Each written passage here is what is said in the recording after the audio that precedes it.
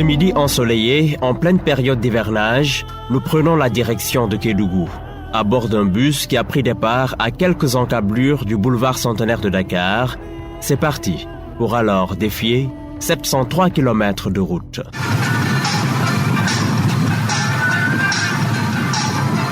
Nous allons au contact des Kemenani, comprenez par là, femmes à 2000 francs CFA, tarif de la passe. D'origine étrangère, elles s'activent dans la prostitution dans les sites d'orpaillage. Proie facile, elles deviennent alors le lit de soulagement libidinal d'exploitants traditionnels de l'or.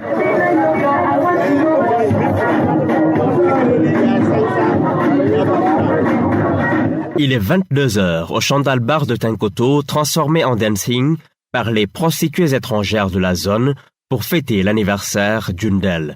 La salle non éclairée refuse du monde, l'alcool coule à flot, la musique à fond la caisse.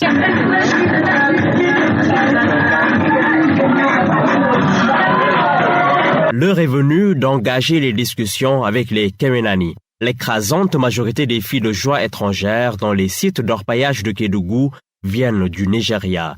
Si elles doivent vous recevoir chez elles, avec un minimum de confort, la partie de plaisir est à 10 000 francs CFA sans négociation possible.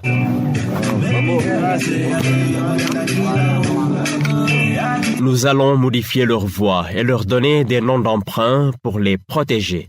Bright, 26 ans, ne trouve pas de travail après ses études supérieures en marketing au Nigeria. Ses parents la contraignent de gagner sa vie dans une ferme. Hélas, l'activité ne lui permet pas de satisfaire ses besoins les plus primaires. Dans un style très décontracté, Bright explique comment elle est arrivée à Tinkoto par voie terrestre. Tu es venu au Sénégal depuis quand? 3 ans. Tu es venu comment? Par la route. Nous sommes passés par le Bénin, le Burkina et le Mali avant d'arriver à Kédougou. Combien as-tu payé? 100 000 francs. Il a parlé moi, ici c'est bon, je vais s'acheter l'argent. Ouais. Tu arrives à gagner jusqu'à combien? Chaque mois, c'est pas la même chose. 50 000, 100 000, 150 000, best month, 200 000. Preti, elle aussi, est nigériane. La pauvreté dans laquelle vivote sa famille l'a menée dans les bras d'un proxénète. Destination finale, Tinkoto, dans la brousse de Kédougou. Quelqu'un l'a amené manger. Mon boyfriend Nigeria pour venir ici, c'est 100 000. Après, tu as travaillé et tu as payé. 100 000. Pendant combien de temps tu l'as payé? Je travaille 2000 francs, là, c'est fini. Tu es là depuis quand? Depuis 2000? 3 ans. 3 ans. Ouais. C'est à cause de problème. D'argent. Mon famille maintenant, c'est moi. Si mon maman est malade aujourd'hui, c'est moi. Mon papa est malade. S'il y a un problème familial, c'est moi. Loin des décibels qui rythment l'anniversaire, nous sommes chez le chef de village. Le Dougoutigui, comme on l'appelle ici, nous ouvre son hospitalité. Par son entre-gens et par celui de son fils, la présidente de la communauté nigériane, qu'a avéré le traite, parle de son cas et nous fait le point de la situation. Elle a dit, quand ils étaient venus premier ici, là, c'était le travail de la prostitution qu'elle faisait. À l'époque, comment il avait fait pour venir? Qu'il avait fait venir? Par quel moyen?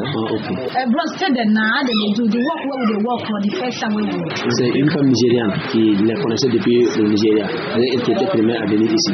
Mais elles ne les ont pas dit exactement que c'était la prostitution qu'elle allait venir faire. Maintenant, arrivée maintenant, elles ont trouvé que c'était ça maintenant. Elle a payé le transport? Elle a dit qu'elle a payé ça. Elle a dit qu'elle a fait 3 mois dans le travail, elle a payé des années. C'était combien? 1 million de francs. Elle a payé en 3 mois. Ouais, en 3 mois. Il y a combien de filles qui s'activent dans le business? 50. Ouais, 50. Ça ne dépasse pas? 50. Leur âge? 40. Mais plus petit. 20 ans. S'il y a quelqu'un qui pense ne rien gagner de l'activité des Kemenani, c'est bien Bakary Sissoko, président de l'association des jeunes de Tinkoto. Et avec les Kemenani là, ça conduit les enfants à faire du n'importe quoi. Et aussi, ça ne les oblige pas à se préparer pour le mariage ou bien fonder une famille. Cela peut les prévenir, les vies de la localité. Nous, les jeunes de la localité, souvent dans une réunion d'où on se rencontre des filles et des garçons, on les sensibilise souvent. Binta Danfaha, mère de famille, est inquiète. Même nos filles de 2 ans ou 3 ans peuvent être influencées par le comportement des Kemenani. Elles les pervertissent, c'est pourquoi nous souhaitons qu'elles s'en aillent.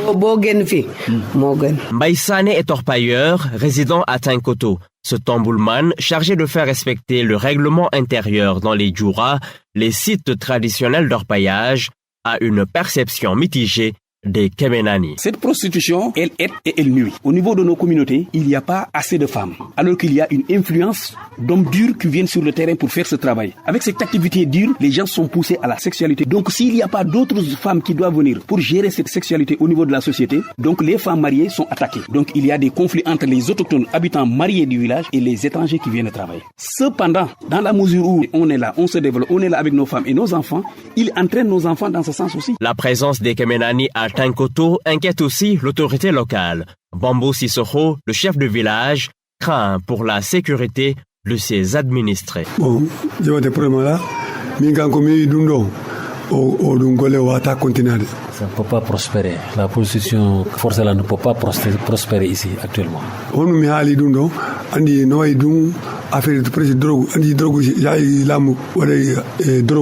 c'est comme de la drogue quoi. C'est comme quand quelqu'un y est accro, il continue dans cette activité parce que ça risque vraiment de tourner à la dérive. Actuellement, les jeunes filles ont tendance à copier sur ces Kemenanis et qu'il y a une fréquentation beaucoup plus accentuée des jeunes vers ces femmes-là. Quels sont les moyens qu'il a pour arrêter ce phénomène? C'est qu'aujourd'hui nous sommes dans le cadre de la CEDEAO. Il est un peu difficile pour lui de prendre des initiatives au niveau de la base. Toutefois, ce qu'il lance comme appel, c'est à l'endroit des autorités, notamment le chef de l'État, le gouvernement, pour qu'on puisse faire une étude diagnostique de la situation. Et puis, ces Kemenani-là, en plus de leur activité de prostitution, ils vivent en concubinage avec des hommes. On ne sait pas d'où ces hommes-là viennent, on ne sait pas ce qu'ils font, en tout cas ils vivent ensemble. C'est aux antipodes vraiment de la loi, quoi. Vraiment, ils ne suivent pas les règles établies. Chaque jour que Dieu fait, il y a des histoires, des bagarres à n'en plus finir. Il y a la violence qui commence à naître. Vraiment, c'est des formes d'activité qu'ils ne connaissent pas, quoi. Bontako, un autre site d'orpaillage distant de Kédougou de 35 km. Nous tombons net sur une bagarre entre conjoints de circonstances.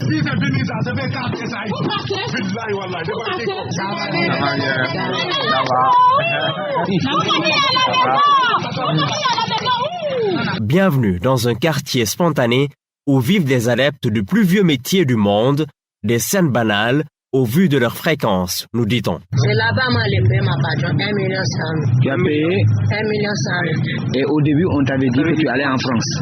Oui. Surnommons-la Bercy. Elle est presque la maman des Kemenani de la localité. Aujourd'hui affranchie et reconvertie dans le commerce, elle veille toujours sur ses filles, entre guillemets. Arrivé ici, il t'a forcé à travailler. Oui. Et tu as travaillé pendant combien d'années pour rembourser l'argent? Moi, j'ai fait ça. Il n'est pas arrivé un an à plus fini. Tu travailles à combien? Ici, là, c'est 2000. 2000. Et Kemenani? Déjà Kemenani. Ok. Il y a de nouvelles filles qui sont arrivées? Oui. Mais il n'est pas dit à cause de moi. Ils n'ont pas dit. Parce qu'elles ne veulent pas que tu saches qu'elles sont venues. Elles donnent l'argent à qui? Ils donnent l'argent avec quelqu'un. Moi, je connais lui. Ce monsieur-là, il est là? Il n'est pas attrapé. Il va commencer encore. Les filles qui sont à l'intérieur sont tes filles? Les deux là? Ouais. Ok, si c'est un Cotonou, l'autre il est venu à Côte d'Ivoire. Côte d'Ivoire, l'autre Cotonou. Tu es leur maman ici? Il est besoin de partir prison. Non. Moi, je vais partir après. Non. On ne veut pas que tu ailles en prison. Tu es leur maman. Ces prostituées doivent s'inscrire au fichier sanitaire et effectuer des visites régulières. Dr David Ngom, du centre de santé de Kédougou, le seul médecin gynécologue de toute la zone. Donc nous, ici, au niveau de l'hôpital, centre de santé, on essaie d'assurer le suivi médical à chaque mois. Est-ce qu'elle respecte normalement ce suivi médical? Non, elle ne respecte pas. Il y a 2 sages-femmes qui sont déléguées spécialement pour des points focaux pour elles, pouvoir prendre en charge ces femmes-là. On reçoit en moyenne, mercredi et samedi, chaque jour, en moyenne 15 à 30 travailleurs de sexe. Chaque 6 mois, on doit faire des dépistages, notamment le syphilis. Maintenant, pour la sérologie rétrovirale, le VIH, on le fait chaque année. Ça, c'est les nouvelles directives maintenant du ministère de la Santé. S'il y a des infections, s'il y a des pathologies, on essaie de traiter. Aliou Bahoum est le représentant à Kédougou de l'ONG La Lumière, une structure très engagée dans la lutte contre la traite des personnes. Grâce au concours de ses partenaires, l'ONG a réussi à tirer d'affaire une 60aine de filles prises dans l'engrenage de la prostitution forcée. Elle compte aussi à son actif des cas de retour volontaire. Nous avons accueilli au moins 69 cas depuis le début, et dont les 6 cas c'était des hommes, des enfants, et le reste, les 61 c'est des filles. Nous avons procédé à des retours en famille avec notre partenaire l'OIM, et ces activités ont été appuyées par l'ONUDC aussi. Vous avez réussi à faire retourner combien? Environ, il y a 11 qui sont retournés, dont 5 ont reçu des projets de reconversion de l'OIM de $2000. Les autorités administratives, policières et le ministère public de Kédougou reconnaissent à l'unanimité l'existence de la traite des prostituées étrangères dans les sites d'orpaillage de la localité. Depuis l'installation récente du tribunal de grande instance de Kédougou, une dizaine de cas a été vidée, d'autres sont encore en instance. Dans certains cas où les accusés n'ont pas été condamnés pour traite, ils l'ont été pour proxénétisme. En cas de traite avérée, la peine maximale prononcée jusque-là est de 2 ans ferme, l'efficacité de la sentence étant toujours prise en compte. Alors la traite, c'est l'exploitation d'individus par d'autres individus à des fins lucratives. Et elle se présente sous diverses formes. C'est le fait de recruter, d'héberger, de loger une personne à des fins d'exploitation économique. Modi Girandounyai est le secrétaire exécutif de la cellule nationale de lutte contre la traite des personnes, créée depuis le 8 août 2010. La traite des personnes, c'est une criminalité.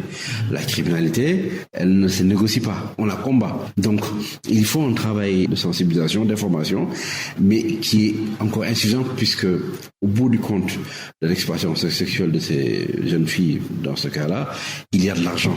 Et cet argent-là, il fait nourrir tout un circuit, et c'est ce qu'on appelle, nous sommes dans la criminalité transnationale organisée, puisqu'elle touche plusieurs frontières, et elle est typique de la traite des personnes. En plus de Tenkoto et Bantako, où nous avons rencontré des Kemenani, la région de Kédougou abrite plus de 80 sites d'orpaillage. Du fait de la répression des autorités, la traite des prostituées étrangères est en nette régression.